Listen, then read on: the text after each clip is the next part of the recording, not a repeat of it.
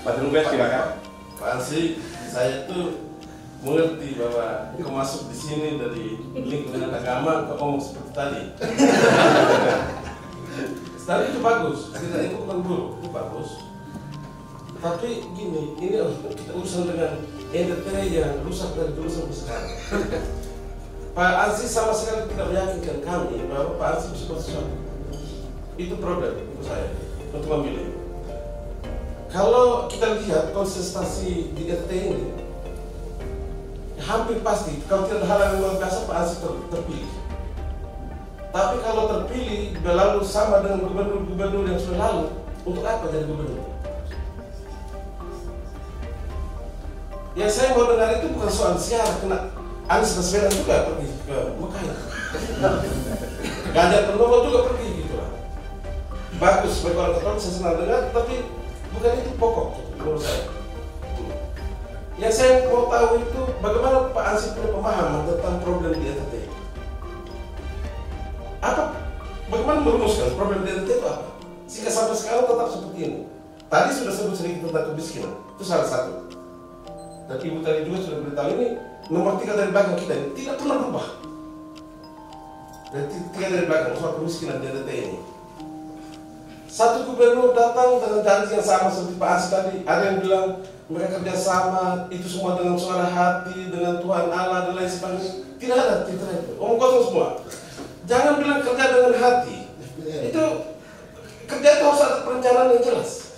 Dan kami mau tahu itu kalau orang mau jadi gubernur itu jangan lemah lembut seperti tadi. Harus ada nafsu untuk jadi gubernur. Ya, kalau Pak Ansy tidak ada nafsu untuk jadi gubernur, untuk apa kita pilih? Itu pertama, itu harus betul orang yang betul mau jadi gubernur. Ya harus ada nafsu sedikit gitu lah. Nah, jangan bilang, saya sebenarnya tidak mau tapi begini. Kalau gitu lebih baik usah saja lah gitu lah. Ya, tetapi itu sampai kira gini, ini orang Flores yang pilih orang dari Timur atau Sumbar, dan diaspora Flores di NTT akan pilih juga mayoritas lah kurang lebih. Hitung-hitung orang tambah lagi orang Katolik sedikit di Belu, TTU hampir pasti bisa gitu. Tapi kalau datang dapat lagi gubernur-gubernur seperti dulu tuh tidak usah lah untuk NTT ini. Ya, jadi saya mau dengar itu. Jadi kita pindah ke hal ruang publik dan ke ruang privat. Apa definisimu tentang problem NTT dan apa yang kamu mau kerjakan? Itu saja. Saya sebagai orang yang berasal dari Komisi Pertanian melihat pembangunan waduk-waduk itu, bendungan itu, tidak punya perspektif pertanian dan peternakan rakyat yang kuat. Dibangun dengan pendekatan konstruksi oleh para insinyur yang tidak memiliki konektivitas dengan infrastruktur irigasi di sekunder dan juga tersier. Itu infrastruktur irigasi primer itu. Napun Getero, Tiklot, Ragnamo dan lain-lain. Dan sampai hari ini tidak ada dampak bagi petani. Saya 2 kali mau berantem dengan otoritas PUPR karena petani mengeluhkan di Kabupaten Belu dan di Kabupaten Kupang tidak mendapatkan apa-apa. Mereka kunci air itu. Alasannya belum penuh dan penguapannya tinggi. Lalu mereka pakai apa tuh namanya? Sprinkle. Sprinkle itu untuk tarik dan kemudian siram ke tanaman yang penguapan kita tinggi dan airnya. Jadi menurut saya perlu melakukan evaluasi besar-besaran soal ini. Tetapi saya tidak melihat ada konektivitas antara bendungan dengan irigasi sekunder dan irigasi tersier yang sampai ke lahan-lahan pertanian warga. Nggak ada. Nggak. Maka butuh evaluasi yang besar soal ini. Harusnya siapa yang paling bisa memanfaatkan itu? Ya para petani dan peternak. Juga para pembudidaya ikan air tawar. Harusnya itu. Nah, risetnya seperti apa? Kajian awalnya bagaimana? Saya tidak tahu. Maka kalau bicara Komisi 4, saya Komisi Pertanian, kami itu menuntut di DPR RI dalam paripurna lain-lain, harusnya pembangunan bendungan-bendungan itu yang diajak itu adalah orang-orang pertanian yang punya mindset yang lebih terkait langsung dengan kepentingan petani dan peternak. Itu kira-kira jawaban saya, Pak. Kira-kira seperti itu. Yang kedua, bicara soal lahan. Lahan, Pak. Hari ini semua lahan ini, pertama-tama sebelum disertifikasi, biasanya itu ada citra foto satelit, ada titik koordinatnya, kita bisa cek di Kementerian Lingkungan Hidup dan Kehutanan. Status lahan kita ini apa? Milik privat kah? Milik negara kah? Hutan lindung kah? Hutan produksi kah? Hutan konservasi kah? Hutan produksi terbatas atau apa? Peruntukannya seperti apa? Setelah jelas semua ini pemetaannya, baru kemudian mengarah kepada kementerian yang lain, namanya Kementerian ATR BPN.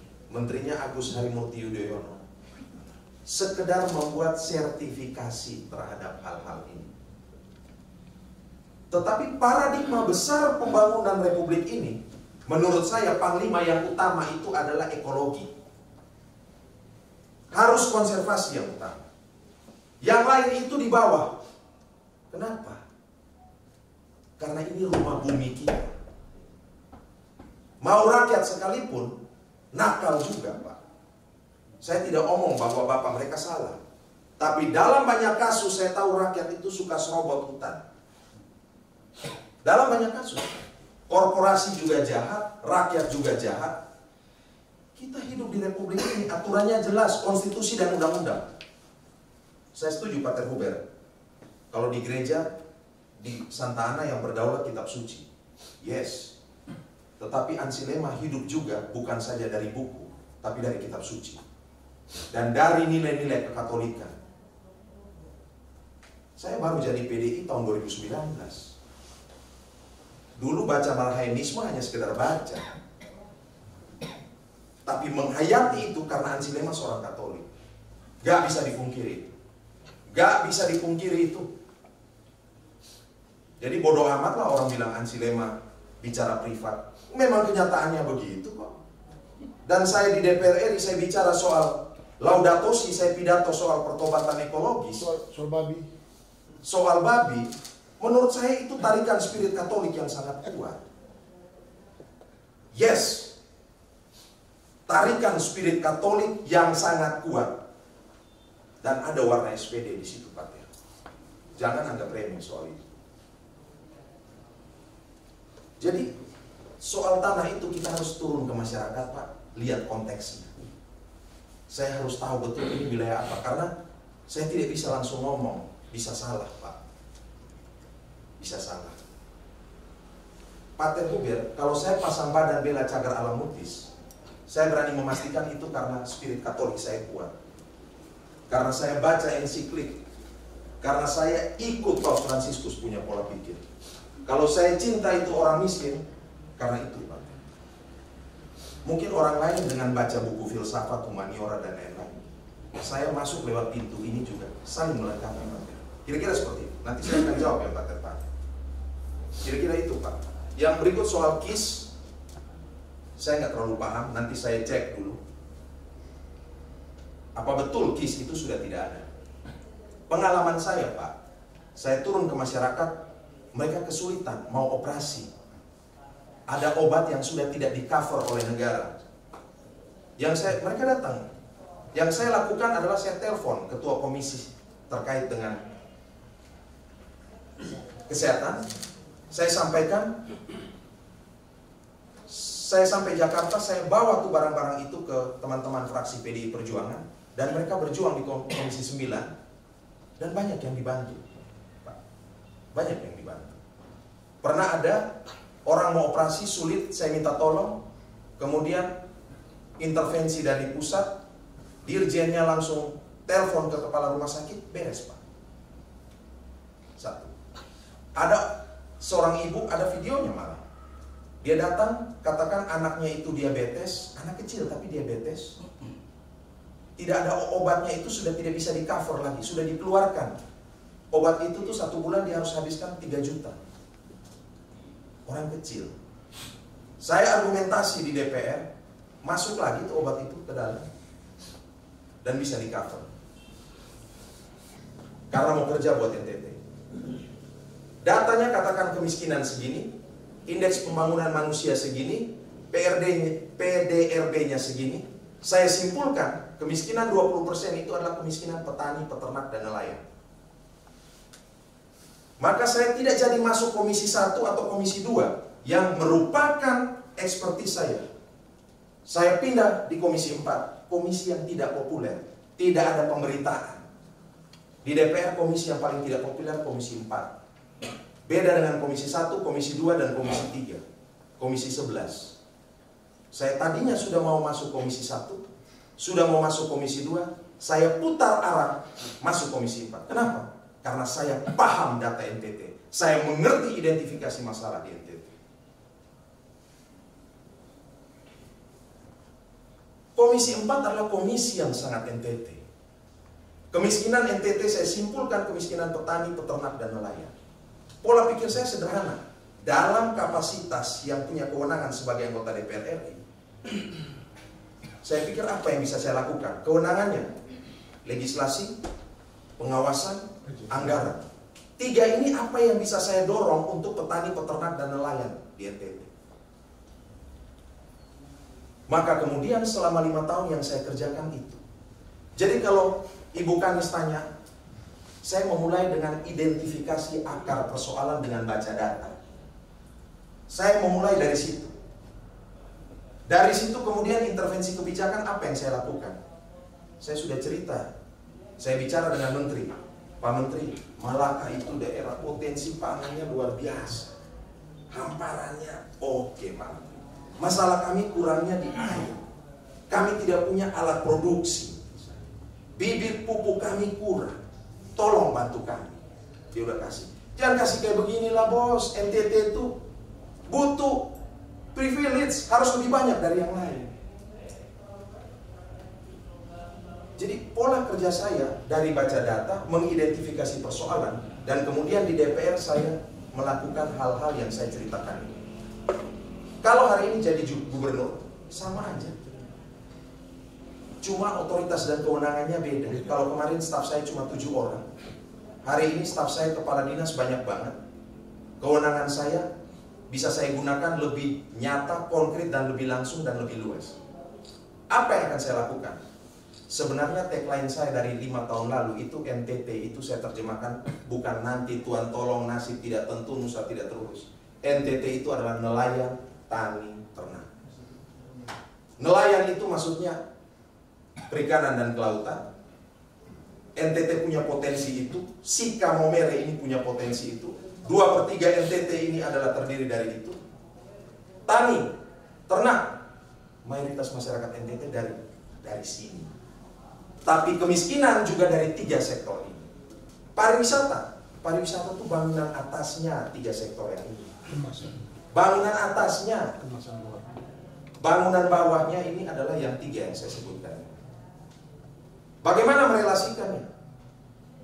Ya merelasikannya, orang pergi Labuan Bajo, janganlah telur dan ayamnya dari luar NTT konsumsinya. Sayur dan pangannya harus dari petani dan peternak kita. Harus dari Gorang, dari Lembor, dari sekitar itu kira-kira. Dari BKT. Saya berpikir bahwa saya akan menjalankan 3 hal ini. Tiga aspek ini. Lalu pendidikan penting nggak? Sangat-sangat penting. Tetapi untuk merelasikannya dengan dunia kerja, saya punya tekanan kepada pendidikan vokasional yang sesuai dengan stressing point saya yang 3 ini. Sederhana lagi, perspektif pertanian, tanam, petik, jual. Tanam, petik, konsumsi, seperti yang tadi Pak Triose. Harusnya tanam, petik, olah, jual. Olah ini ada integrasi knowledge di situ. Ada industrialisasi di situ. Ada integrasi riset, inovasi. Peran Ledelero di situ. Peran Ledelero di situ. Mantap. Dan pasti Ledelero lebih jago berpikir dari ANSI. Maka saya butuh, saya datang ke sini, saya sowan ke sini. Tolong kasih saya konsep. Ditanya ANSI Lema, tahu semua? Enggak juga, enggak tahu semua. Enggak tahu semua. Tapi minimal saya tahu prioritas yang akan saya lakukan. Maka dengan kerendahan hati saya datang ke kampus-kampus. Tadi pagi saya ke Unipa. Jadi nilai tambah hanya bisa kalau ada integrasi, riset, knowledge, dan lain-lain, industrialisasi. Tinggal nanti kita lihat seperti apa. Contoh, perikanan kelautan. Kita punya keunggulan di perikanan tangkap. Tuna, cakalang, tongkol. Saya udah bicara teknis lah. Yang kedua, misalnya di pertanian, kita punya, kita masih punya rumput laut, punya garam. Ini harus kajian secara teknokratis harus kuat. Pak Terhuber gak usah ragu, di belakang saya orang-orang kuat teknokratis.